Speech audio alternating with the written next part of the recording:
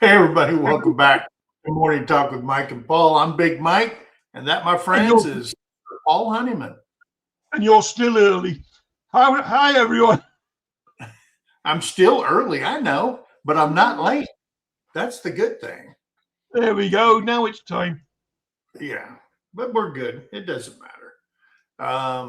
Yeah, I got my new background back there, Lake Texoma 2026 in the background to remind people. Got scrolling down on the bottom. If you haven't looked into coming to the Mid America YouTube meetup in May, go to MT Homestead on Facebook and check out all the information there. We'd love to see you, whether you're a creator, a subscriber, you're just YouTube curious, or you just like go camping. Come join us. I think you'll really, really enjoy it. It's only a little over 2 weeks away from 10 Killer Meetup. Looking forward to that. We got our spot reserved. And I got to get on the ball, Paul. My caravan or my travel trailer, if you will. I still haven't de-winterized it yet.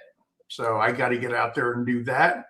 Get it all flushed out and going. I mean, we don't drink the water, even though it's brand new. We don't drink the water out of the tap there. We always bring bottled water and stuff like that. So, but I do got to get it flushed out and disposed of properly.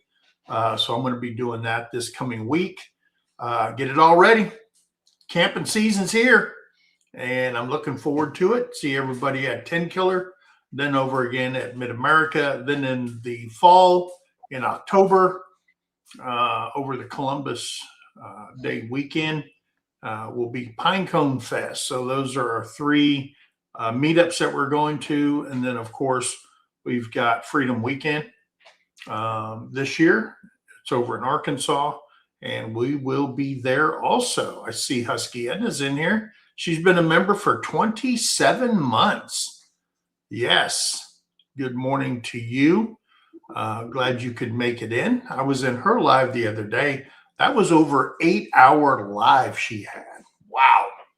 And she kept everybody's attention the whole time. A lot of good entertainment on her channel. So if you're looking for something to do, she's down in Australia. So go over there and check her channel out. And there's Butler Family Farms, member for 15 months. Welcome in Jerry and Susan. We'll probably be seeing them at the meetups. I think they went down to Texas for Gail's meetup. I believe that I seen the video on that. But yeah, guys, this morning we're going to be talking about the week that we're in right now, Easter week. Yesterday was Palm Sunday. So I hope everybody enjoyed their Sunday. Let me get over here to this. So then we have Passover coming. Then shortly after that, we have Good Friday and then Easter Sunday coming up. And what I thought, everybody knows, if you know me and you've been on any of the lives, the Sergeant's Talk, the Morning Talk, whatever. I don't know him. Who's that? I don't know him. You're pointing the wrong way. I'm not on my screen. I'm not. Oh, okay. So if I point this way, am I pointing at you, Paul? No, you're pointing the other way. That's at me. All right. Yeah. I do know him. He is my good friend Paul. Don't let him jive you guys, okay? He really likes me. But I keep coming back. I have on several occasions gave my testimony Um, I'm not a Bible thumping, beat it down your throat type of guys. I tell my story. Um, I'm not. I don't push it on anybody. But I just thought this is Easter week, very significant in the lives of Christians. Our country was founded on Christianity, and I just thought, hey, good subject to talk about. You know me, morning talk. We talk politics, we talk religion, we talk about how to raise your kids, all those things that get you in trouble in conversations with other people. I don't care. Be pissed off if you want, not like it if you don't like it. I don't hate anybody. I don't bounce on anybody's religion. But we're just going to talk about the things that I know about. And being a Christian is one of those things. So I'm glad you guys are here. I'm not going to be quoting scripture. We're just going to talk the down and dirty what this holiday means. I may not say everything politically correct, and I don't care. Okay. I don't care. Well, no, it's not. But, there is a social correctness, if you will, that a lot of people get hung up on. And, it's divided families. Religion has divided families. Politics has divided families. All kinds of stuff. Your views.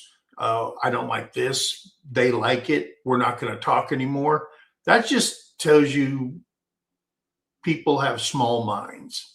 And I'm not going to be I'm not one of those people that says, if you don't think the way I am, I'm deleting you from my Facebook page. I kind of enjoy it. A good banter is good. A good debate is good. But today we're going to talk about Christian holidays for this week. And I'm glad you guys are here. Now, I did pin the link if you want to come up on panel. I'm used to saying it's at the top of the chat, but it's at the bottom of the chat. I don't know I think somebody was bored and they just moved it around. Can you see it pinned, Paul? No. Is it at the bottom of yours? Oh, you're on StreamYard, aren't you? Hang on, I am back over to. It was pinned at the top of mine, but now it's gone. Oh, mine's at the bottom, and I don't understand that. But anyway, guys, yeah. And Jerry's in. It's in the top of the chat. Religion, division, and pulls people apart. Yeah. I agree, Jennifer. But we got a lot to cover. So I'm glad you guys are in the chat. I know I've seen Jennifer's here. There's Butler's. And can I just point out? What's that? Can I just point out, Jennifer, you're wrong. It's a caravan that Mike has. A camper is a trailer with a tent on it. Oh, well, that's British talk, and that's a bunch of hooey. So we no, a camper, you literally unfold it on a trailer. Okay, that is what we call a camper. Well, that's okay. There you go. That's what you call camper. Anyway, we just throw a word out there. We don't care what it is. It's what it is, Paul. It doesn't matter. I wanted to show everybody or introduce everybody to somebody I just subscribed to. It's a very good channel. And now I lost it. There it is, right there. All right. Guys, let me tell you something. Gals, I'm going to tell you something. If you're having a problem, you need beauty secrets and stuff like that, makeup secrets, taking care of yourself and stuff like that. I can say the last part, makeover. I think it's Ru, Hots. I can't say it. But anyway, guys, go over there and check her channel. Type it in. If you can't say it, type it in. Well, I'm showing it on the screen. Go on then. Yeah. Can you grab that one, Paul, and put a link to her channel for me, if you would? As soon as I... She did it at 8:36 a.m. If that narrows it down. But yeah, go check out her channel, guys. She's new to our channel. I'm new to her. You're talking about Ruchika Mas makeover. Yeah. Yes. Right. Yeah, you did better than I did, Paul. And that surprised you? Not really. My hillbilly does not allow me to say words. Words are hard. There's Rebecca Touched by Yarn. Welcome in. And her name is Ruchika. There you go. Sorry, Ruchika. Conrad Homestead. All right. Welcome in, guys. Why does it say only one watching? I think if you're watching it on YouTube, you have to refresh your page and then it changes. I don't know. Mine says 0 watching. So I don't understand what's going on. They're not doing a count or anything like that. I got back feed from you, Paul. Yeah, that's because I'm on YouTube at the minute. Turn down your sound or turn it off if you're on your other.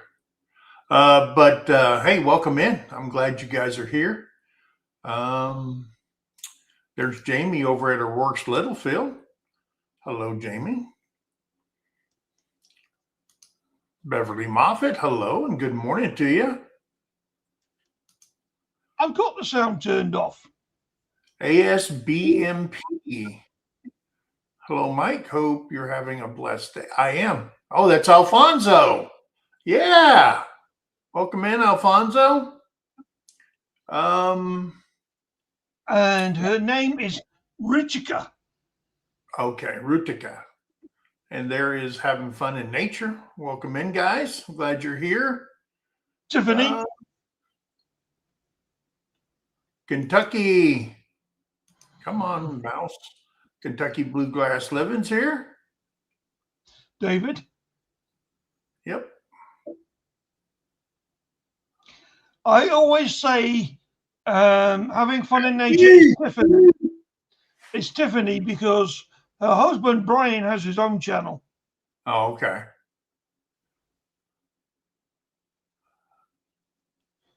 And if you'd seen Ed at Whistle Stop last night, you'd know.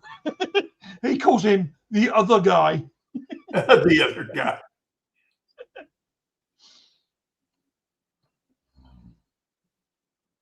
All right. So let me get to the bottom down here. And as I see people come in, I'll put you up on the screen so people can know that you're here.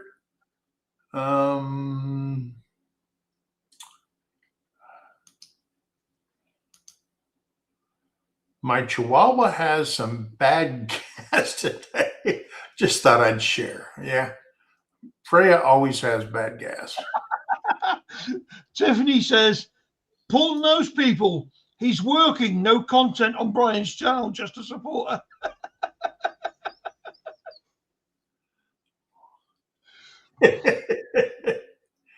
Yeah. Jennifer.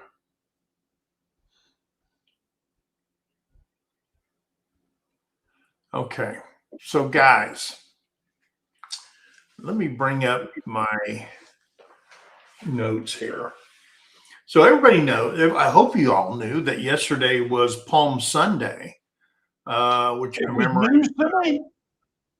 What's that? It was news to me. Commemorates Jesus Christ's triumph entry into Jerusalem a week before Easter, where he was greeted by crowds waving palm branches. It marks the beginning of Holy Week, celebrating Jesus as King and Savior, while setting the stage for his sacrifice on Good Friday and his resurrection on Easter. So, breaking it down, when you're in Sunday school, catechism, and stuff like that, you go over all this stuff, but we kind of lose focus of why. Not everybody, a lot of people do. You remember somewhat the stories. We're probably as adults more educated when movies are produced out there, and you watch them, like The Chosen, and I really love that series. But the triumph entry, as outlined in Zechariah 9:9, tells us about Jesus's riding into Jerusalem on a donkey, fulfilling the prophecy to bring peace, into the world. I don't know that, when you watch movies and you read and you and if you really listen on how religious the world used to be, well, back in Christ's time, whether you were Jew, Gentile, or whatever, depending, I guess. But the way that people live was different than the way they live today. And I really think that there's a lot of parents nowadays that,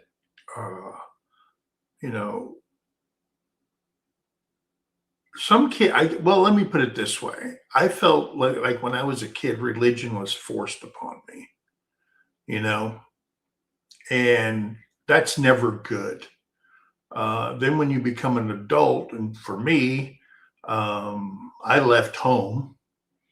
I hated being forced to do things. I didn't take orders well. Surprisingly, I joined the army. But it's just, it's one of those things. It means more to me now than when I was a kid. As a kid, I just wanted to be a kid,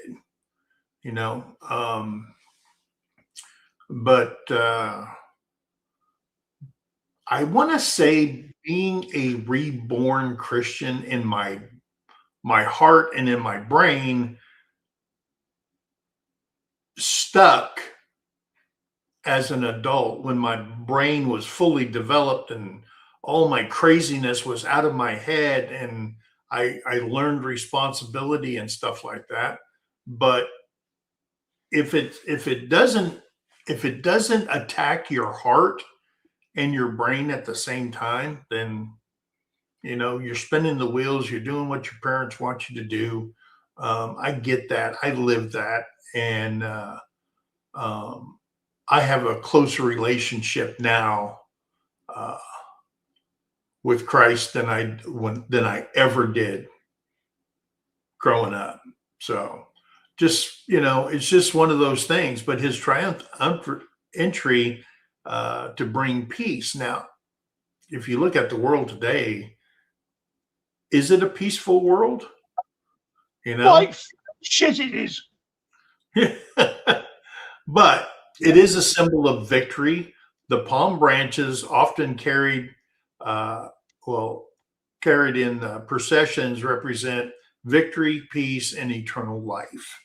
That's why it's called Palm Sunday. It's the beginning of the Holy Week.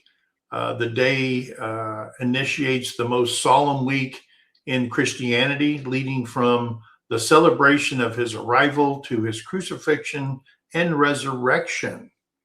Okay. Plus, it is the acknowledging Jesus as King.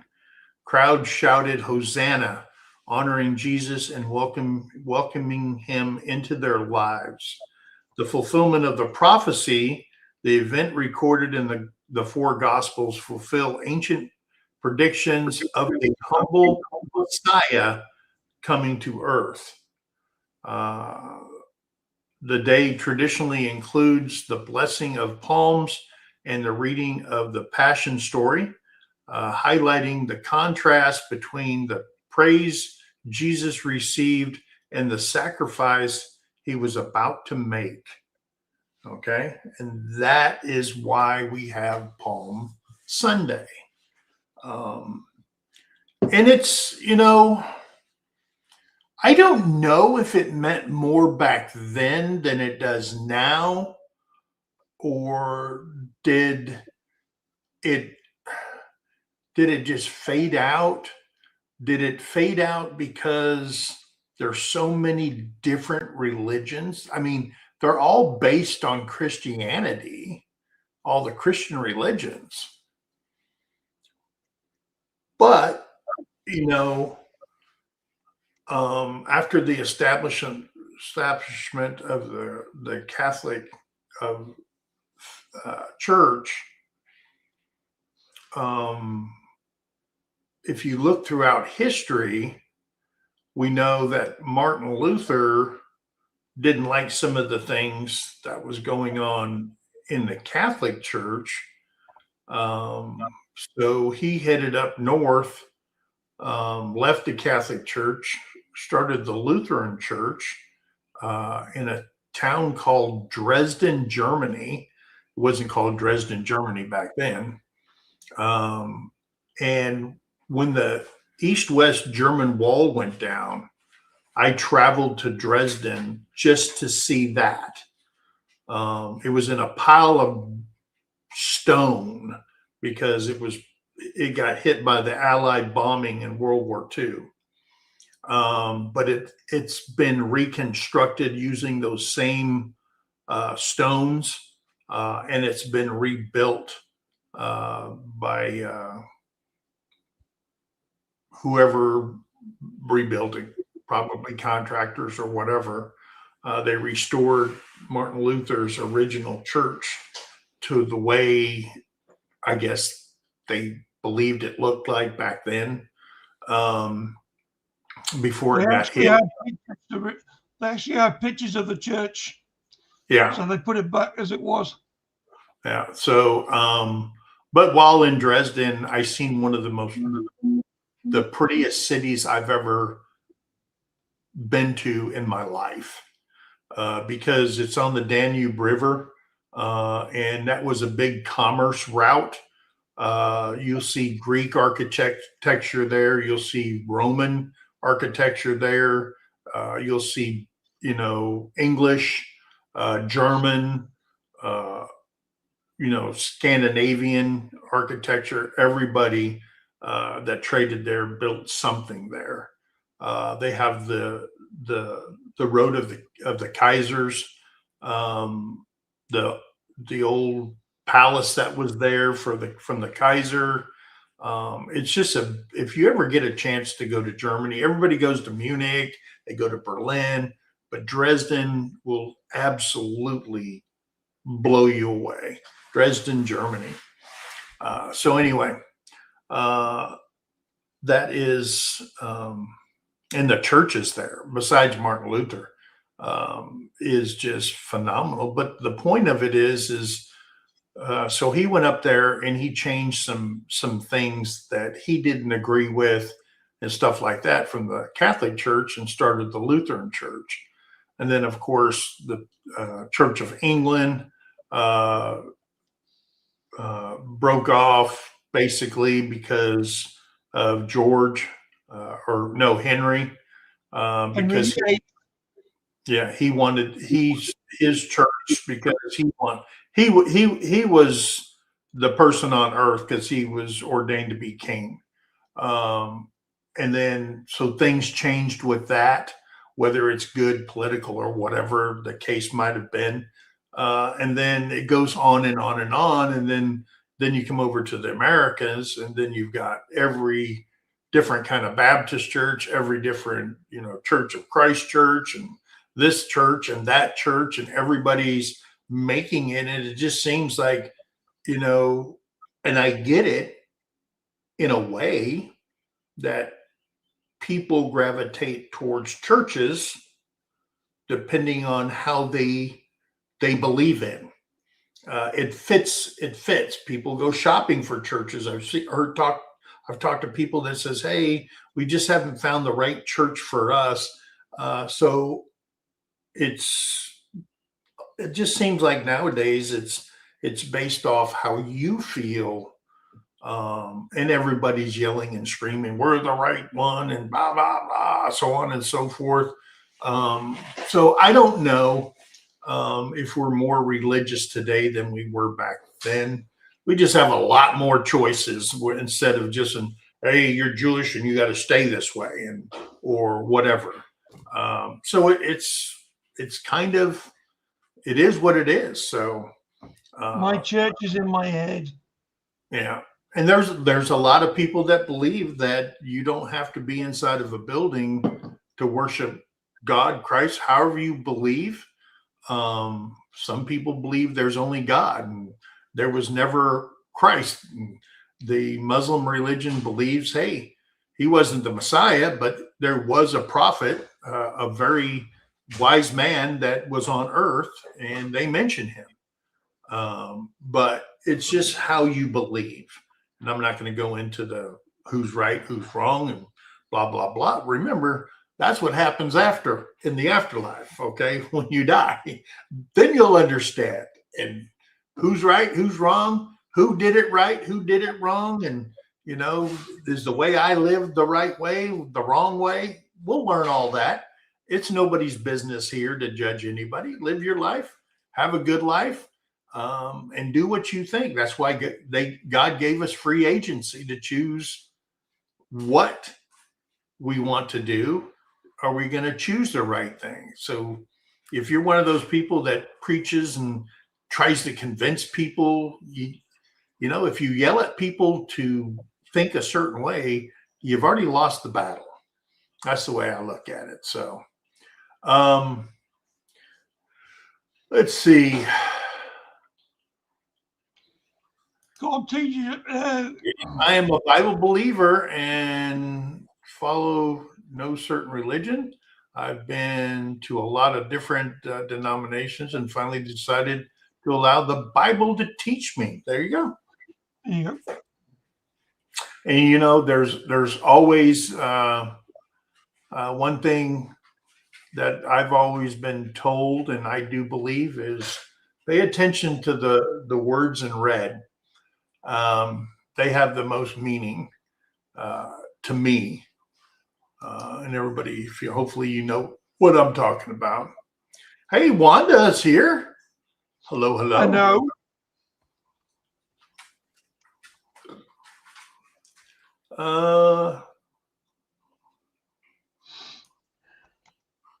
The people are the church, where two or more gathered together. I agree.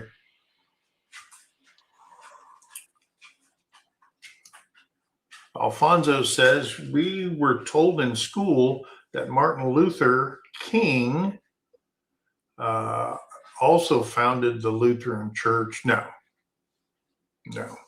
that was way back in history than Martin Luther, when he left the Catholic Church to start the Lutheran Church.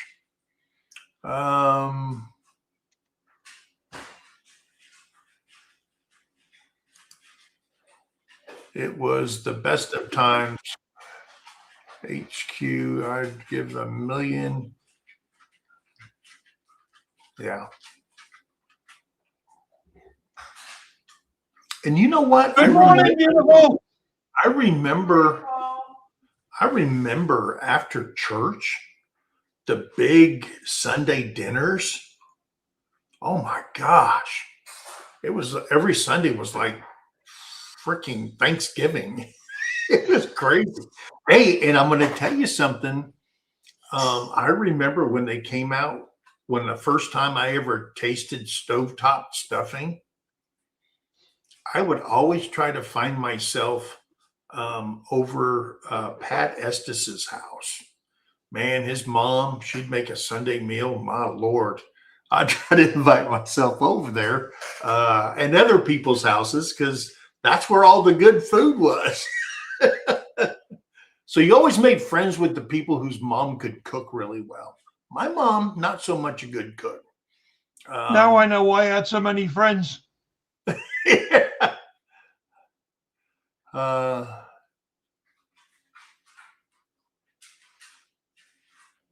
Yeah.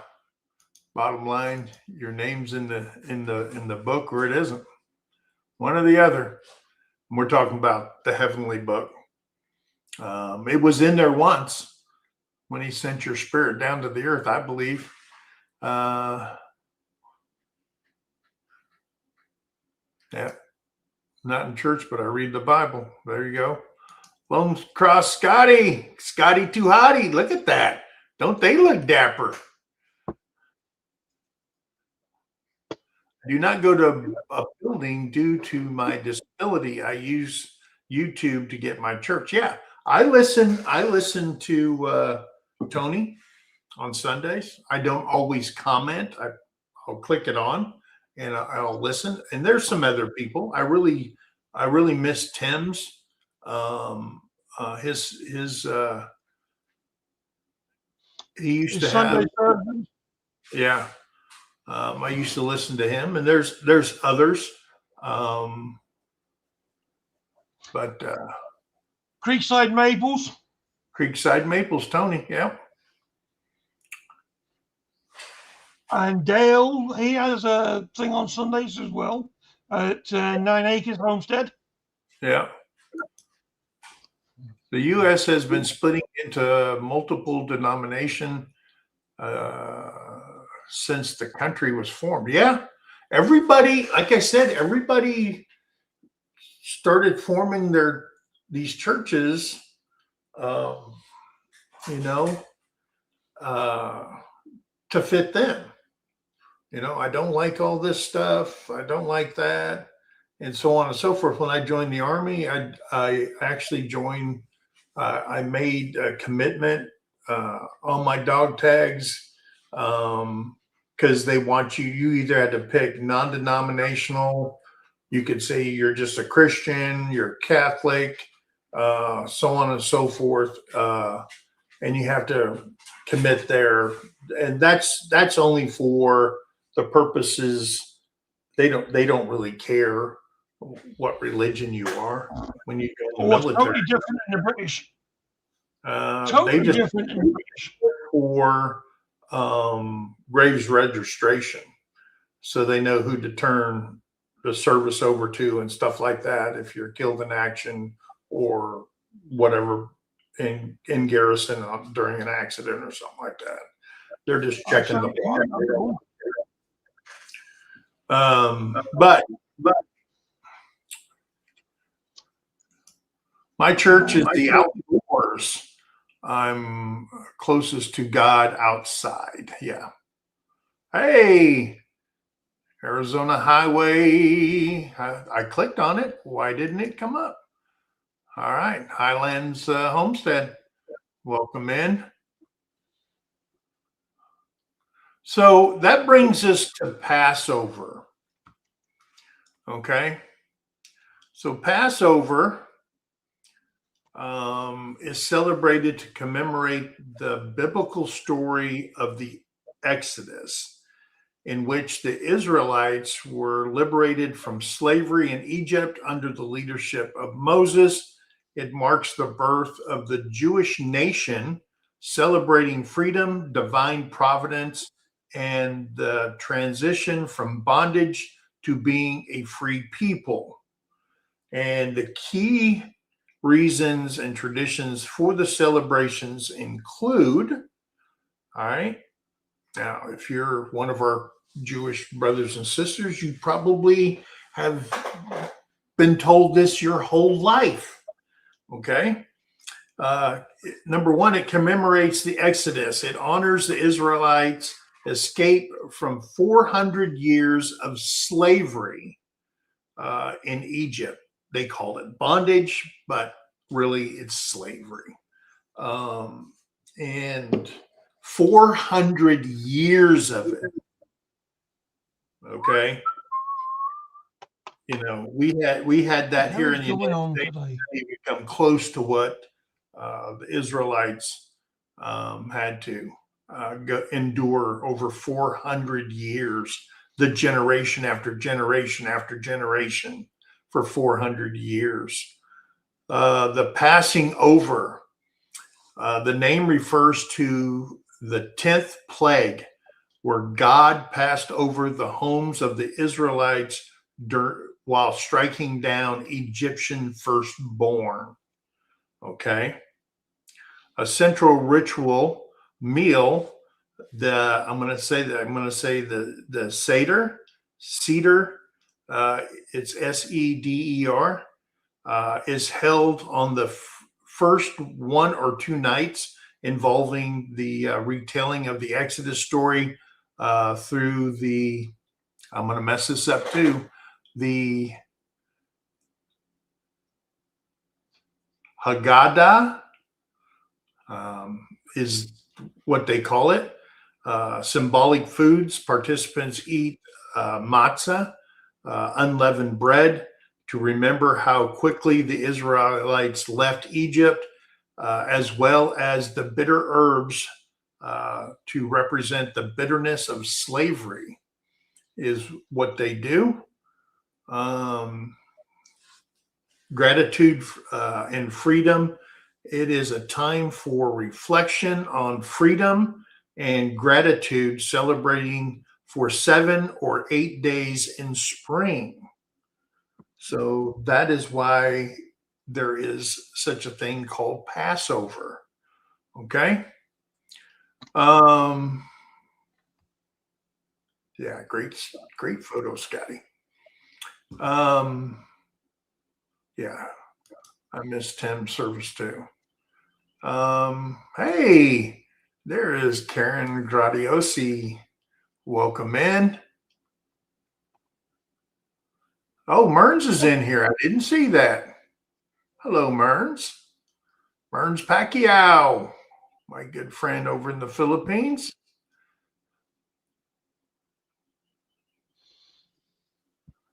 What? You must always be cautious at who you pray with. Okay. Yes. I totally agree with that one, David. Jewish faith, if you want to come up and talk to us about Passover, I'd really love to hear on your family traditions and stuff like that.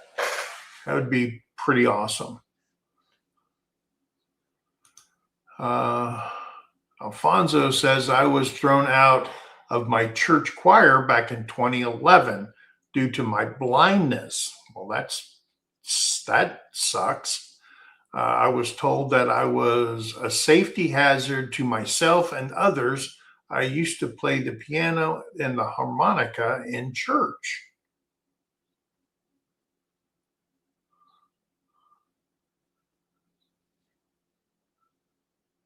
There you go. Yeah, I'm non-denominational. Focus is more on my relationship with God. There's Rice Lewis. Hello. Welcome in.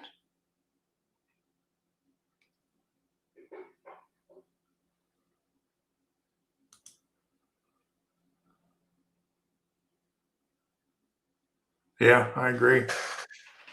Very, very.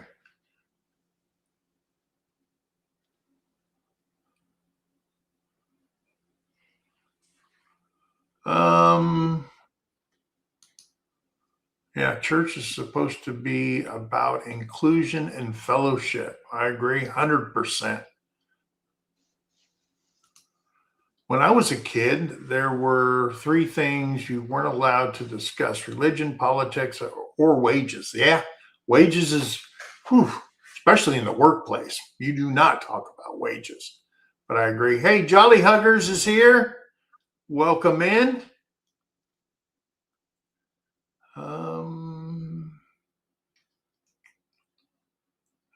Let's see. Man, this writing is so small. Now I know what Terry goes through. No, what Jerry has to go through is you. Well, that's true too. I will never deny that. I got your back, Jerry. I don't know how religion has to be separated. We all serve the same God. I think it is how you serve, not that you serve him, but how. Some people would say is what you can get away with and still be a Christian and be part of the church. Some people will say there's which Bible is the correct Bible. Do churches print their own Bibles? Is it the King James Bible? Is it whatever? The fight goes on, whichever, and everybody will say, "Well, when I went to seminary, and this is the right one." But when you force, this is the right one, and everything else is crap, then people start pushing away. Yeah. When you're so forceful, people start pushing away, and they go, "Man, they're crazy over there." I remember I went to what is the Episcopal church one time, and I got scared. What was that? Was it the Pentecostal? That's what it was. Boy, they scared the bejesus out of me. I got to laugh. Aren't they the ones that do the fire and brimstone teachings? They talk in tongues, and people are up in the aisles and falling on the floor, and I mean, I'm going, what is going on? So, but it is what it is. It's if that's their religion, and then that's what it is, and I'm not knocking it, just scared the crap out of me.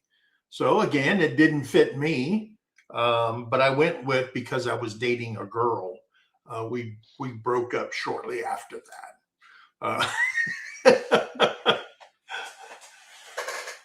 Because she's different in church than she was in school. Let's put it that way.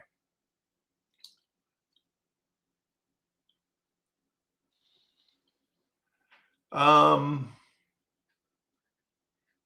me get down here. Okay. So that was Passover. So then coming up is Good Friday. Good Friday is a solemn Christian holiday commemorating the crucifixion and death of Jesus Christ at Calvary. Observed on the Friday before Easter, it is celebrated to honor Jesus' sacrifice for humanity's sins, marking the central belief that his death brought forgiveness, reconciliation with God, and the ultimate victory over evil. Okay, is Good Friday. And that's as simple as I can put it as a layman who is not a preacher, a seminary teacher, although I did take seminary in my 11th grade year. And pretty much a regurgitation of Sunday school and stuff, but at the high school level and stuff like that. So I did participate in that for 1 year. The atonement and sacrifice. Christians believe Jesus, as the Son of God, sacrificed his life to pay the penalty for human sin. The good meaning, while somber, it is called good because of the death of Jesus is believed to have brought about the ultimate good for humanity, opening the way for salvation. According to some interpretations, suggests good meant only in English, meant holy in English. Okay. Now, I don't know if everybody's seen The Passion of the Christ, but it serves as I want to. serves as a day to reflect on the events of the Holy Week, including Jesus's betrayal, arrest, and torture, which are central to the Christian narrative and faith. Notes the Salvation Army. All right, it's Salvation's Army. Precursors to the resurrection, Good Friday is necessary for Easter Sunday. Without the crucifixion, there is no resurrection, making it a, come on, mouse, critical part of the Easter story, as stated by the Bible, stated in many plays. I know that one of the most dynamic plays that I've ever seen was done by the Mormon Church in Mesa, Arizona, at the Mormon temple there, where they put on the Holy Week, okay, and night after night after night, and it's very. I watched it as a young teenager and stuff, and very well done. Until I went to Germany. And while in Germany, I was going to school at a NATO school in a place called Oberammergau. There's an Oberammergau and there's an Unterammergau. Ober means above, Unter means down below. So there's two different cities. And Oberammergau was saved from the plague, and Unterammergau was just totally wiped out. And then, of course, they're Catholic there in Bavaria and stuff. And so the city, in its city ordinances or whatever, made a promise that the city would put on the Passion of the Christ, okay, every 10 years. And the whole city, people come from all over Europe to watch this. They have a location. It's like a big amphitheater made out of stone and everything. They have all these buildings like in a big horseshoe. And the city reenacts Holy Week as part of the Passion of the Christ. And the people that I stayed at a guest house while I was going to school there for 2 weeks.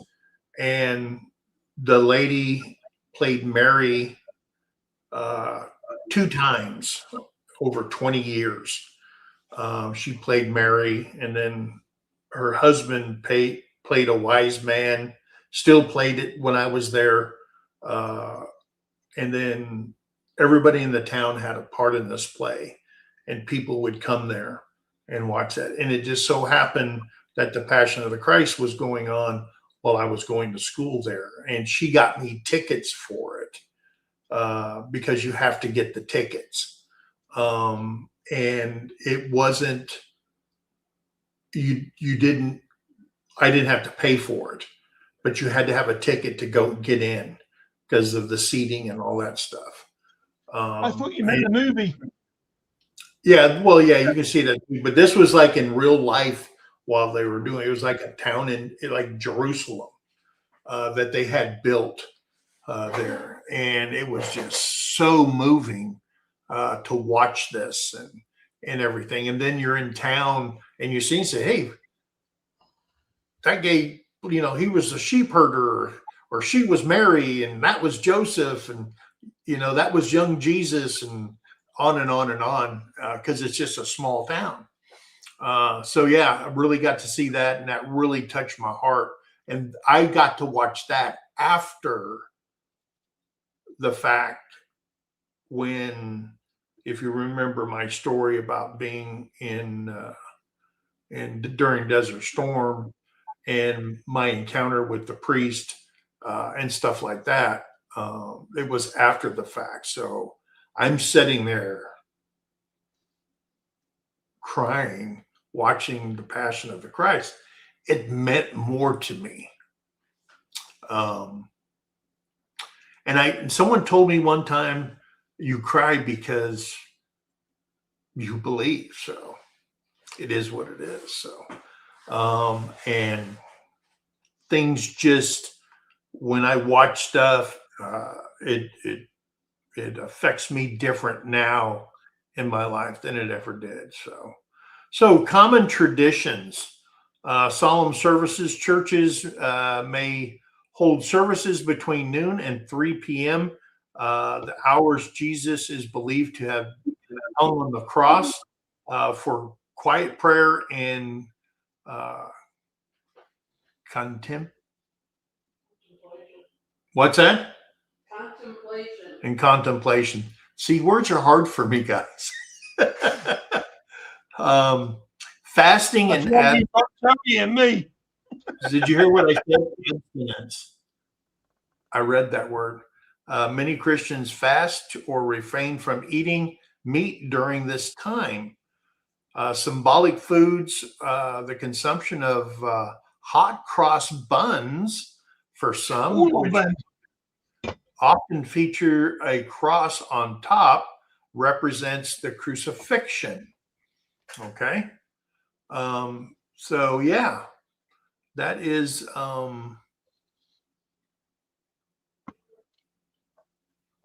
all cross buns sliced and buttered. Yeah, the Good Friday. So yeah, it's it's how, I always say, I remember every year during Passover, every year, they would play Charleston Heston's The Ten Commandments. We'd watch it every year. And we still watch it at least once a year. And it's kind of weird. There was a time where I was trying to find mistakes in the movie. It's kind of like, hey, did you see that water bottle or a canteen sitting somewhere, or somebody was wearing something they shouldn't have been wearing? They filmed it and they never edited it out, and those kind of things. But now I watch it for the significance of it. And I think that's why we like watching the Angel Network. Isn't that what it's called, babe? Are you talking about The Chosen? Yeah. Yeah, The Chosen's used to be on Angel. Yeah, but we've been watching that. We've been watching the story of David and all that kind of stuff. From what they did back when I was a kid to the productions and that they're doing nowadays, it's just like night and day. It's so awesome now. And the dude that played Christ in The Chosen, what an awesome guy. Just off screen. Jonathan what? Jonathan Rooney.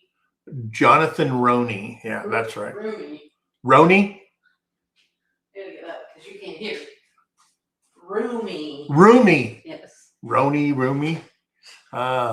He is a very good actor. I want to see the one with Jim Cavalier, Oh, that's a good one. Yeah. directed by Mel Gibson. Very good. My neighbors always gave up candy for Lent. Okay. I hate that. No candy runs. And another thing, Charlton Heston, any movie he was in is Yeah. worth watching. Yeah. Yeah. I mean, I remember seeing him in the 10 Commandments. Then you turn around and I'm going, wait a minute. What is Moses doing driving a chariot in Ben-Hur? Yeah. Oh, man. He was the man before John Wayne. Yeah. But, and then that brings us to Easter Sunday, which is this coming Sunday. Chocolates.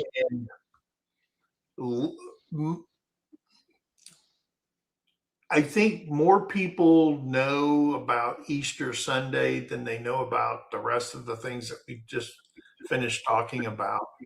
But Easter Sunday is the most important Christian festival celebrating the resurrection of Jesus Christ from the dead, as described in the New Testament, 3 days after the crucifixion by the Romans in 30 AD.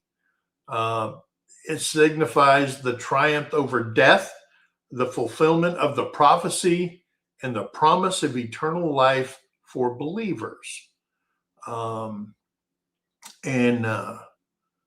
You know, that's one of the things that, you know, throughout time,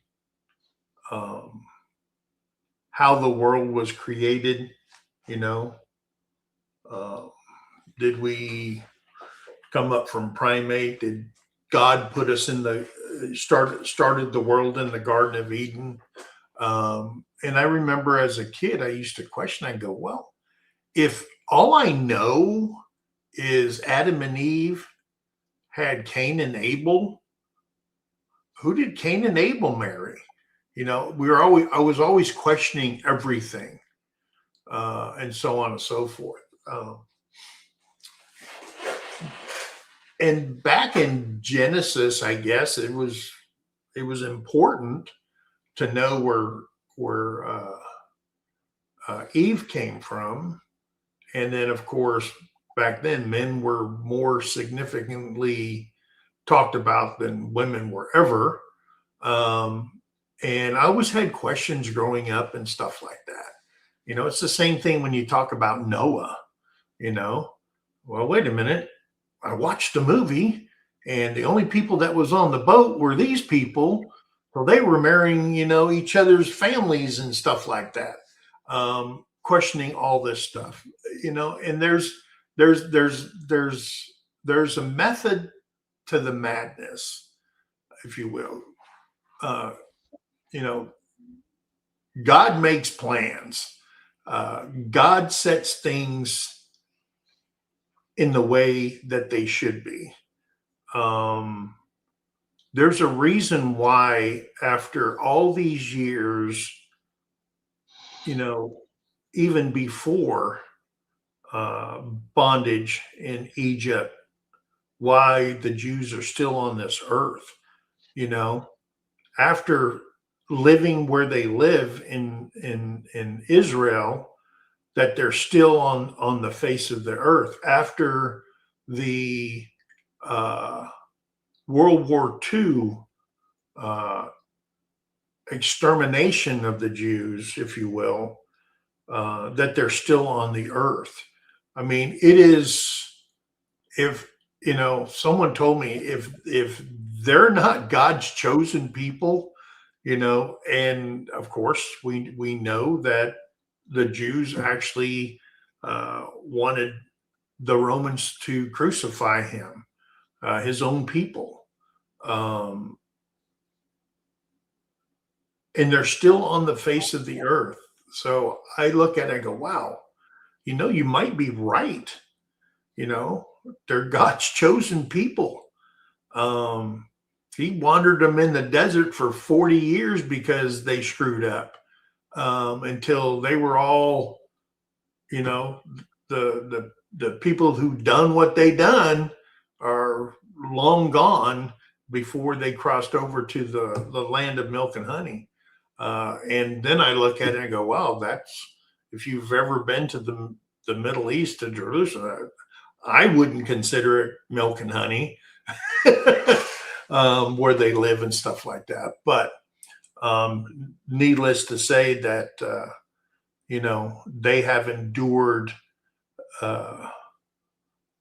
many, many, many years of hardship.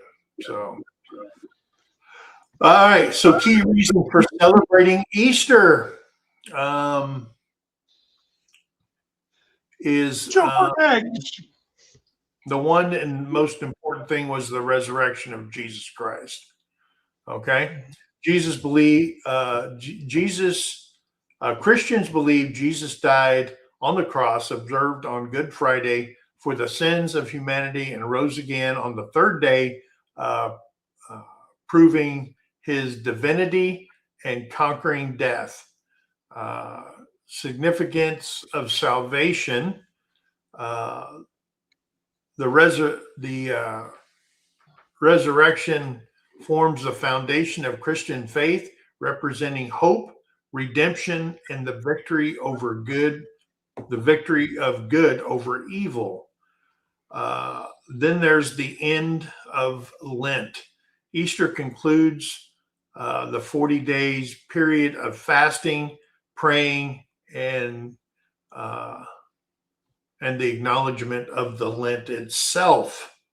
So then the new beginnings, often celebrated in spring. The holiday symbolizes new life, a renewal, which is also reflected in the secular traditions like eggs and bunnies, okay, which represent the new beginning.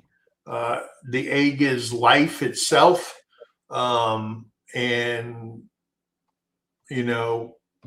everything starts from the egg, and the bunnies are just cute springtime things. Like, we have bunnies.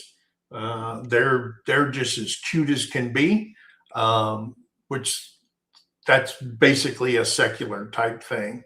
And then why Sunday? According to the Gospels, Jesus was discovered to have risen on the first day of the week, which is Sunday.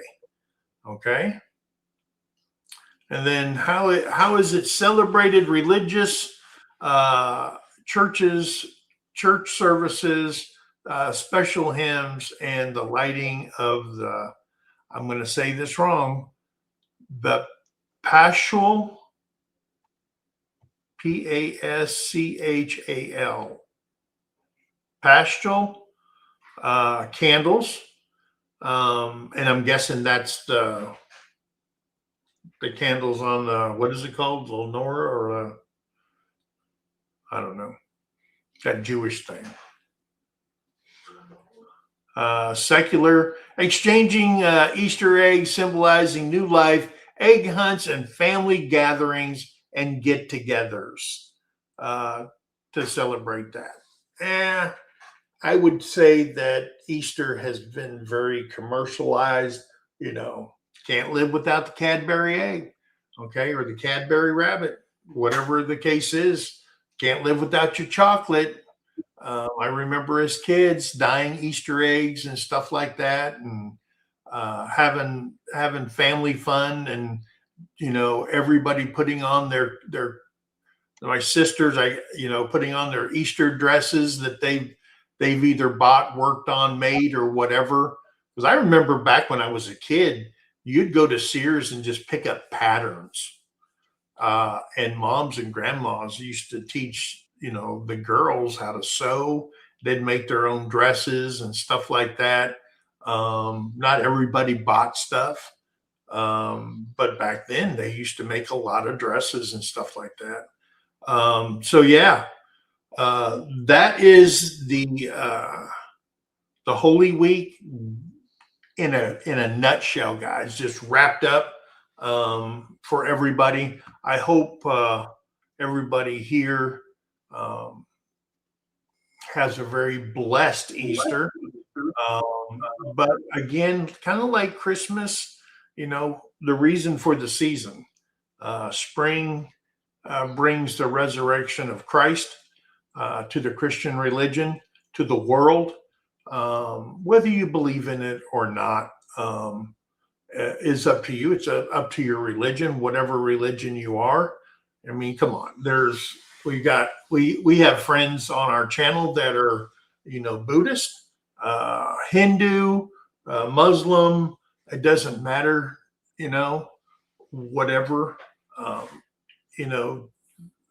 They look at other religions. I think the one problem with the Christians in general is we pretty much stick to our religion, where other religions study the other religions. I talked to guys in Korea when we were there, and yeah, I know about your Jesus Christ. I know about your Easter and all that kind of stuff. And I'm going, wow, really? And they go, oh yeah. We learn all that stuff. We learn about other places in the world, and we're not so much like that. We stick to our own. I think we got enough problems with the thousands of different churches that we have in the United States. We got thousands of them. But it is what it is. But I was just shocked that other people know more about our religion than we know about their religion. And it is what it is, I guess. But anyway, Paul, you have been very silent. I know I've been doing a lot of talking. What do you remember about Easter Sunday when you were growing up? Great food. Yeah, I mean, I went to church from the age of 5 to 14. Yeah. And we were told by my father, who was an atheist, if you want religion, fine, that's your choice. I will not force that on you. Your mother wants used to be Protestants or Christians. Yeah. It's up to you. Yeah. At the age of 14, I kept going until I was in the army. I missed 1 year of school, church going. But that was after Dad left the army. And I joined the army, and they turned around and says, "What denomination are you?" I went, "Coffee." He says, "What?" I says, "Coffee. Church of England." Right? Yeah. Thank you. And I've been known as Coffee ever since. Yeah. Yeah, it's boarding school. I was in the church choir. We even got to play in Germany for the big cathedral in Ham. Yeah. Because that's where our boarding school was. Yeah. And it wasn't just our boarding school, we even had Americans here. Yeah. Because it was the English-speaking boarding school. See, I remember dressing up like that, the way Tamara just explained it. And then when you're down south, when I went to Easter services in Alabama, man, the hats were out in full effect. It is like If you were a kid, you couldn't see the front of the church. The hats were everywhere. The ladies tried to outdo everybody. You know? Yeah. Well, when I was doing boarding school, we had the long frocks and the collars. And there she is, Evelyn Newman. Good morning, Evelyn. And there is the beautiful Lacey P. Summers. There's Cutie. She knows what I'm talking about. Down south, man, Easter dress. Oh my Lord! I mean, I like that, James. if I never seen a girl at school in a dress, I seen them on Easter Sunday in a dress. I like that one. James has just put down coffee. Christ offers forgiveness for everyone, everywhere. That's right. There you go. I miss my mum's Sunday dinners. I do. Oh, my grandmother's. That woman could fry a chicken. Oh my Lord. Oh, she was raised up in a time where you took a little bit of everything and you made a complete meal out of it. There was nothing came from a can. I remember when she would make like beans and ham hock. She'd have to soak those beans, I mean, overnight. And I mean, it was just, and food just don't taste the way it used to taste. You know? Now, don't get me wrong. Terry's an awesome cook. Awesome cook. We're just at a point in our lives where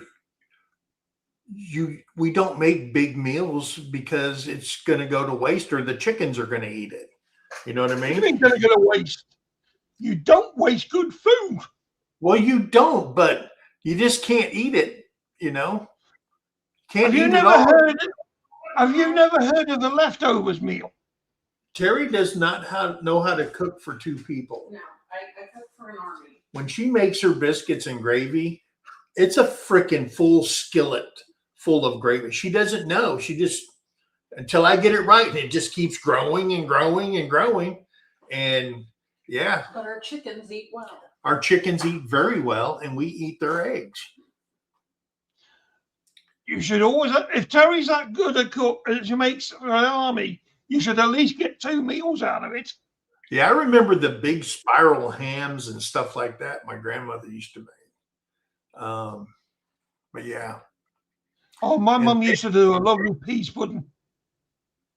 And then they opened up the King's Table. And then I found my destiny. Save up enough money, go down there on the weekends. And it was like the first buffet in Mesa, Arizona. And boy, you'd go in there and you just, when I was a kid, man, I could sit down for hours and eat. Now I get full and now I'm fat and I can't hold it. I could imagine you as a tomboy. Nope, on the frilly stuff, I was a tomboy.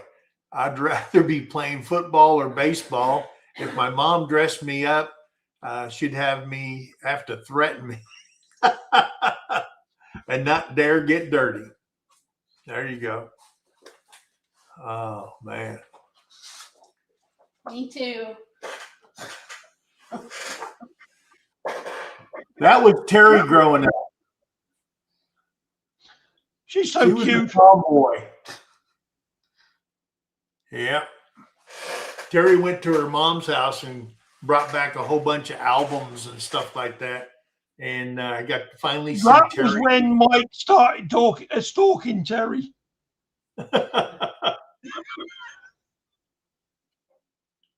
Yeah, I did see what happened to Rusty's barn. Yeah, it burned down, lost his chickens, and 95 chicks. 95 chicks burned up. That's horrible. I always loved wearing a suit to church. Now I'd feel like out of place. Yeah. Now I have something like 6 suits, 7 suits. They're up in bags upstairs in a closet and stuff. And I haven't worn a suit since Korea. I should break one out when we should go to church on Sunday. We should. Yeah. I dress up really well because suits hide the fat belly. I can't wear a suit anymore. I can't find a shirt big enough for my neck. Well, I had all mine made by a Korean suit shop. They sat there and measured me. They kept my stuff on file, and if I said, "Hey, yeah, I'd like another suit," and blah blah blah, and the suits only cost me like $66 a suit. Virginia Alexander says, Mike and Terry, did you get my email about winning on your channel? We will check it. Thank you. I was gonna mention that because I'm still missing. I was missing Virginia's and Jovita Navarro. Oh, you got them both now? Yeah. Oh, see, you haven't kept the boss informed. Oh. Oh, she's You ain't no boss. A man once married relinquishes his all command. Terry said, check yourself. Exactly. You check yourself before she bitch slaps you. Yeah, prayers for Rachel and Rusty. Yeah. Go on, Terry. Sure. He said it. Now give him a whack. Give him a whack. Yeah, I mean, over there, you go into a shop and you tell the tailor what colors you want. You just look at fabrics. There's no suits in the shop, and you tell them, "Hey, I want a suit, and I want this. I want it, Italian, or I want it whatever." They have a book that shows you the different styles of suits and stuff like that. And then you go in there, they measure you, they make the mock-up of the suit. They say, come back in, and then they pin it and do all that stuff to it. Everything's hand sewn, everything. They put your names inside the liner, the pockets, all that stuff. And then they just fit so well, so much better than off the rack. And I will tell you, the cheapest I bought a suit over there for was $66. And then I think within 3 years, he went up like $10. So I think the most I spent for a suit over there was $79, handmade, hand stitched, everything. And then I bought coats. It's kind of like I can't remember the name of it. Anyway, it's a really soft raincoat that goes down to your knees that matches the suits and stuff like that. And I think I paid $110 for each one of those coats that were handmade also. So, and if I called them, I'd say, hey, this is what I need. And they already know, where to sew, do all that stuff, because they have my stuff on cards and they just make it, put it in the mail and ship it to me. So yeah, pretty good. 86 there today. All right. Right now here it's 65 degrees in Oklahoma. That's a 5, not a 6. Oh, is it? Yeah. Oh, 85? Yeah. Okay. 85. Oh, I got it on the screen there and I didn't even look over there. Oh. You can't even buy the fabric here for $79. Yeah. I'm telling you. Korea, those people over there, you could show them a picture of a pair of shoes that you want, and these kids, the high school kids over there, they'd go to a shoe shop and they would show them a picture of the brand new Jordan Nikes, and the Koreans would make it for them and look just like them. I bought all my football jerseys there. They duplicate everything, like if you bought it from the NFL shop. I mean, because there's no copyright laws over there.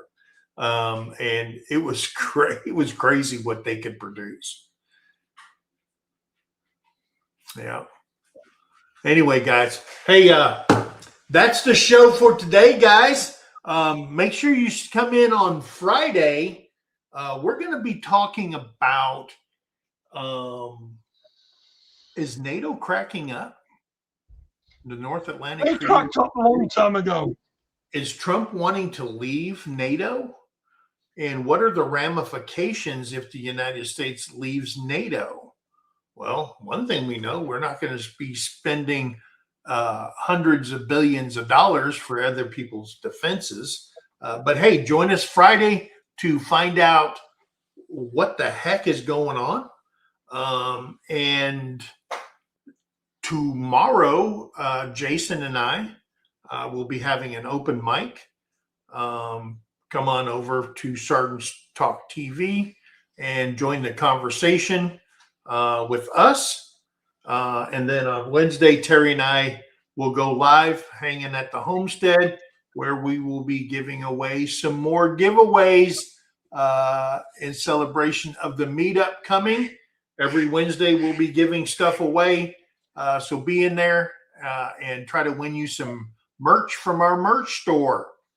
And we'll if they can get the right bloody postal address. I put it down there just like we've done before, and I don't know why now they're having problems. It got sent back, and we shipped it back again. They sent it back to you because Keir Starmer said no.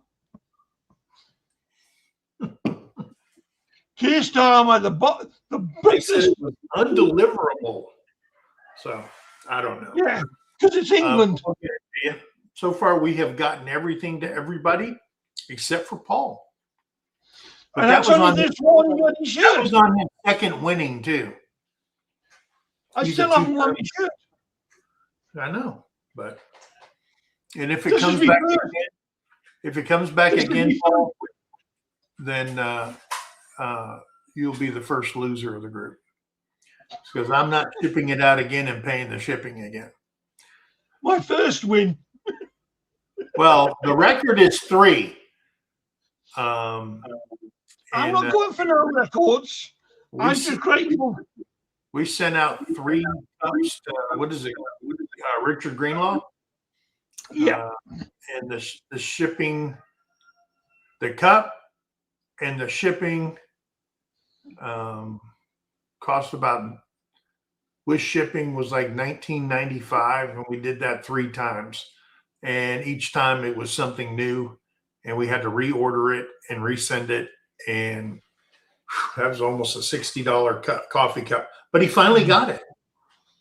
Tara just said, real quick, Harley Davidson Hideout is closing down in Joplin. Really? Now, they did close the Harley Davidson in Lebanon on I-44, and now they're going to close that one down in Joplin. You need to get yours sorted and get it traded in for a bloody old trike. Yeah. Well, I'm a long ways. I'll go down to Paris, Texas. You can always put it on a trailer. Oh, we got Harley Davidson. There's a Harley Davidson up in Tulsa, Oklahoma City. Can you not get yours converted to a trike? Lawton has one. That's Diamondback Harley Davidson. So yeah, it's getting ready to go over here to the shop. I found out what happened because I couldn't ride it for the last 3 years. something, mouse, rat, something got up in there and chewed my wires. So I got to take it in there. I looked up underneath. I go, holy crap. And I told the guys, and they said, yeah, it's used to it around Oklahoma. They'll get up in there and make a nest and chew everything up. And they'll have to do a ponytail off my main wiring harness from a fuse box to rewire the front of the bike again. And then I'm going to put new tires on it, and then take it over there to a friend's place to have it buffed out to get the fine chicken claw marks off my bags and my paint job. It just scuffed. It didn't go deep. It just made a fine scratch, and they said they can buff it all out. And then now I'm telling you, I have no pain in my hips. I was on the boat. I did a lot of walking, traveling, and I felt good. But it's my back that gives me so much problems. And I just cannot for the life of me get rid of my bike, and I don't want to. But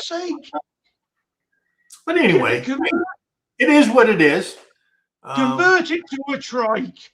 No, I'd rather buy a trike than convert a motorcycle. No, if you get Harley to do it, they've got all the parts. Yeah, but it's too much. I want the one I want. I know which one I want. If I go to a trike, so that's a beautiful bike to get rid of. They're in the upper 30,000s. But anyway, guys, thanks for coming in. Hey, remember, be kind to one another, help somebody in need, and always think of that. Guys, we love you. God bless you. Have a great rest of your week. Prayers for everybody. Have a great Easter with your family and everything. So, guys, we love you. God bless you. We'll see you on the next one. Bye, guys. Stay safe.